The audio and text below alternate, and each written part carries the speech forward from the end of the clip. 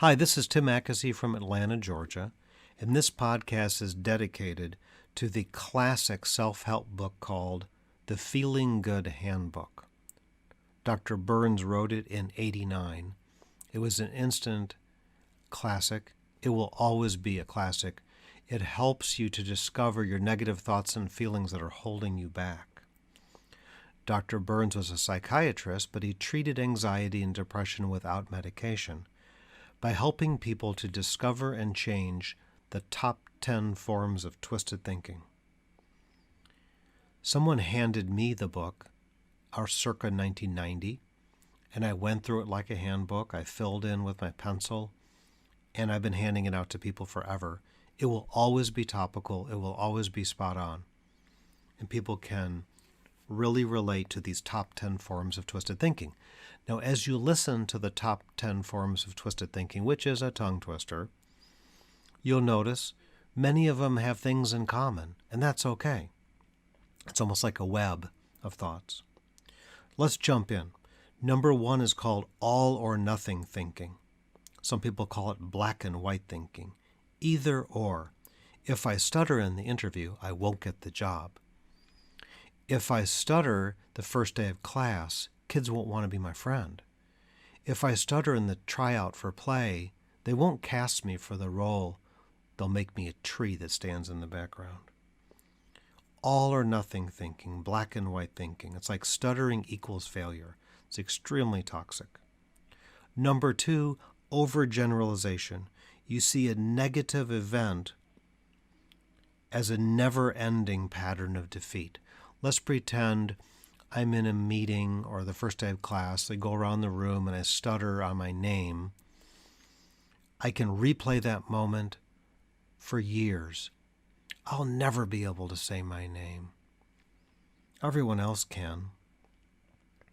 I do have a podcast specific to memories and stuttering in your timeline that you might want to enjoy when you have some free time.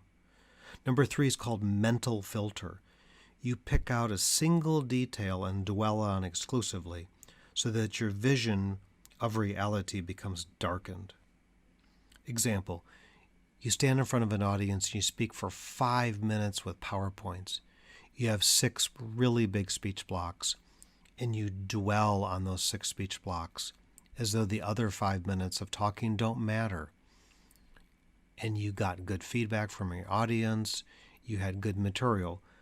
But the mental filter, we want to obsess on the moments of stuttering and give them all kinds of meaning. Number 4 is discounting the positive. You reject the positive experiences by insisting they just don't count. You're looking for the perfect one. I met a guy who would re-record his outgoing voicemail 25 times in the morning until he got the perfect one.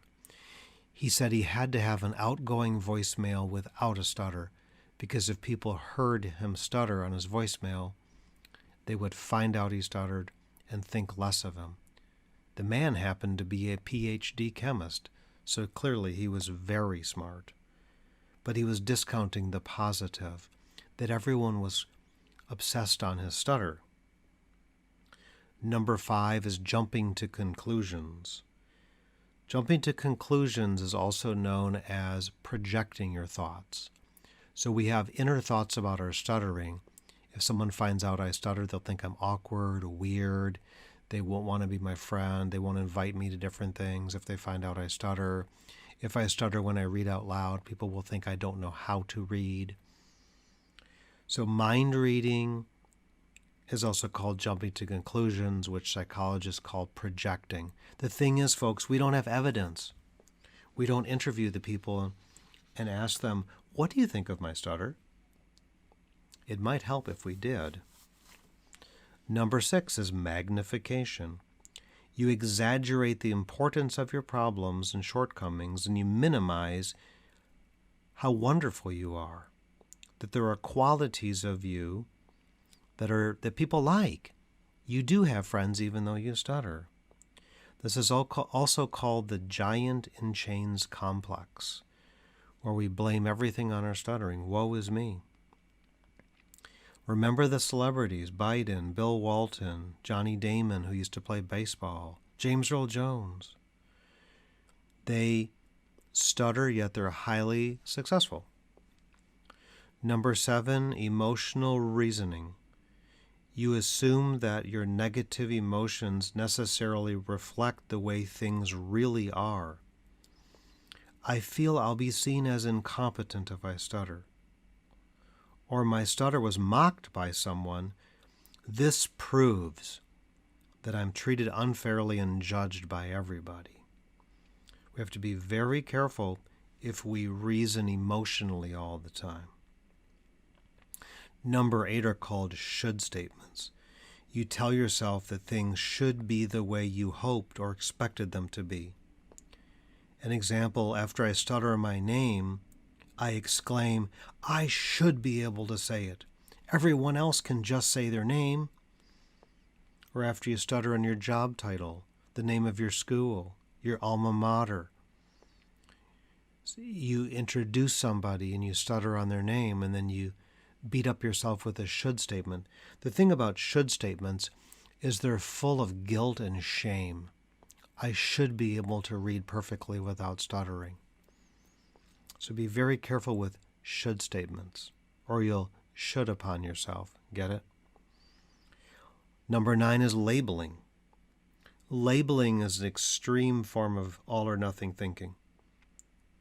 Instead of, I had a big speech block saying my name, you say, I'm a failure for stuttering.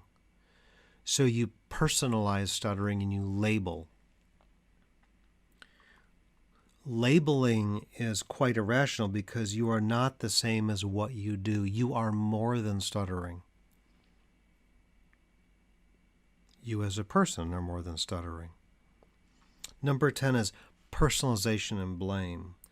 Personalization occurs when you identify yourself with the stuttering, like stuttering means I'm flawed. Or if I end up stuttering, that I failed, I messed up. So many kids look at stuttering as messing up, and they got that message from somebody. I help them to understand that if you stutter, you haven't messed up. You had a stutter. And the meaning you attach to stuttering is really the important thing, that, again, you are more than stuttering. Your identity as a person. So I just ran through the top 10 forms of twisted thinking. As I mentioned, several of them connect to each other. For example, let's pretend I'm interviewing and I have a lot of anxiety before the interview. I'm thinking, if I stutter, surely they'll select a candidate who doesn't stutter. I understand this is a hot job. There could be 25, 30, 50 people all applying for the same job. And if I stutter, they'll just weed me out for stuttering. So if I'm thinking that, I'm doing number 1, all or nothing thinking. I'm looking at it black and white. If I stutter, I won't be offered a job. I'm also doing number 5. I'm jumping to conclusions and assuming that I know exactly what they're thinking. I'm also doing number 4, discounting the positive. That all my attributes, my internships, my education, none of them matter if I stutter. So there's a minimum of 3 going on there. Let's look in the past tense. I'm a kid, I go to summer camp. It's the first day of camp, I'm in my cabin. We go around from our bunk beds. When it comes to my bunk bed, I'm supposed to say my name, where I'm from, and 2 things about me. And I have a big stutter. And somebody kind of giggled. They laughed. Then the counselor suppressed it, dealt with it. But I'm thinking back. Now everyone knows I stutter.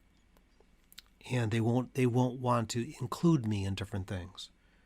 So I'm doing black and white thinking. I'm jumping to conclusions. I'm magnifying and exaggerating my stutter. And I'm overgeneralizing number 2. I'm seeing this negative event as a really big deal. 2 weeks later, when camp is done, I discovered I made a lot of wonderful friends who learned I stuttered, but we still had a lot of fun, and I'm keeping up with them after camp, and I'm going to see them next year. So it's common for the top 10 forms to commingle. That isn't a big surprise. I encourage you to pick up the book, the Feeling Good Handbook. It will never, ever, ever go out of date. I mean, it is topical. It's easy to understand too. And a lot of people who stutter have anxiety and fear about their stuttering, and they're overwhelmed by it. And they've never learned how to investigate and discover the unconscious thoughts and feelings responsible for the anxiety. The Feeling Good Handbook is a great way, even for kids as young as, say, age 10, to learn how their thoughts and feelings about themselves and the stuttering compound the issue. So remember that you can investigate, you can peel back the layers of the onion, and you can go in and discover thoughts and feelings that lead to anxiety or avoidance or fear.